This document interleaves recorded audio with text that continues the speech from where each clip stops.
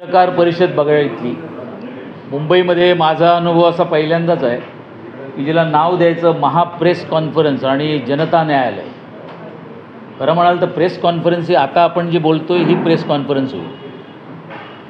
प्रतिनिधी येतात आणि त्या प्रतिनिधीशी आपण संवाद साधू शकतो। इकडे असा प्रकार होता की स्वतःची वाहवा करून घेण्यासाठी आपल्याच बरोबर जी काही शिल्लक 4 लोक आहेत त्यांना बरोबर घ्यायचं आणि महाप्रेस वगैरे दाखवायचं। पण मला असं वाटतं की न्यायालयामध्ये आपणच गेलात, झालेल्या जो निकाल आला त्याच्या विरोधात आपण तिकडे गेलेले आहात सुप्रीम कोर्टामध्ये।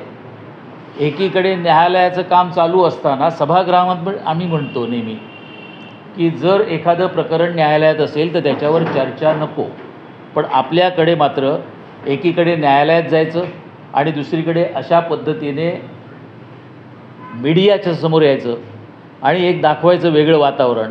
मला वाटतं हा न्यायालयाचा अवमान काल झालेला आहे आणि याबाबत सुमोटो कारवाई होणं ही तेवढीच गरजेची आहे। म्हणजे असं होईल की कोणी वाटेल तसे नंगानाच करत राहतील, कुठचाही पक्ष असेल, आणि एक मीडिया ट्रायल चालू होत जाईल। म्हणजे एक वेगळं न्यायालय उघडली जातील, त्याला कुठेतरी चाप बसला पाहिजे, त्याच्यावर कारवाई व्हायला पाहिजे। आणि जर खरोखर जनताच्या न्यायालयामध्ये यायचं असेल तर या ना, कधीतरी उघड जनतेच्या न्यायालयामध्ये या। उबाटाच्या प्रमुखांना अगदी स्पष्ट सांगणं आहे, तुम्ही स्पष्टपणे कधीही समोर या, मागच्या दरवाजाने येऊ नका। कारण काल तुमच्याबरोबर जे मागे सगळे बसले होते तुमचे, हे सगळे मागून आलेले आहेत, मी कोणी ते आता निवडून आलेलं नाही आहे। जर खरोखर उबाटाचे प्रमुख कुठच्याही मतदारसंघातनं उभं राहणारे असतील तर माझ्यासारखा एखादा शिवसैनिक पण तुम्हाला चॅलेंजन उभा राहील। आणि ही परिस्थिती आज तुमच्यावर आलेली आहे कारण स्वतःची केलेली अनेक पापं जी आहेत ती काल सोयीनुसार आपण ते दाखवत होता।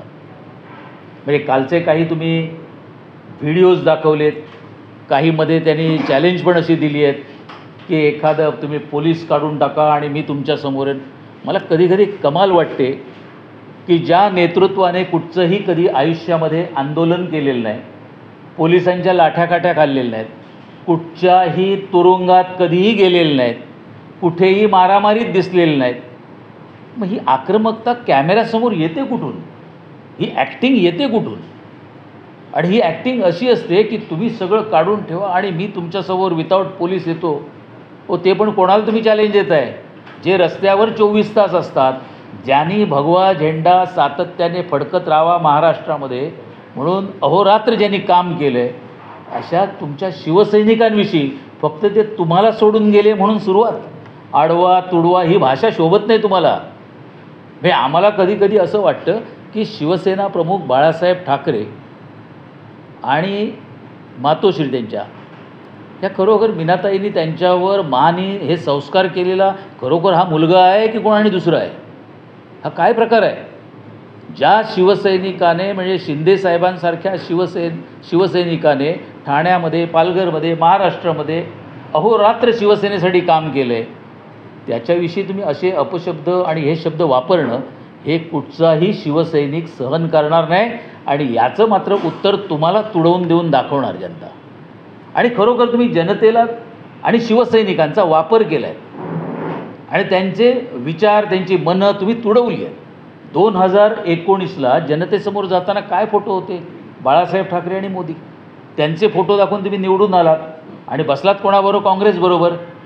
त्यावेळी तुम्ही काय तुडवलं नाही ती मनं?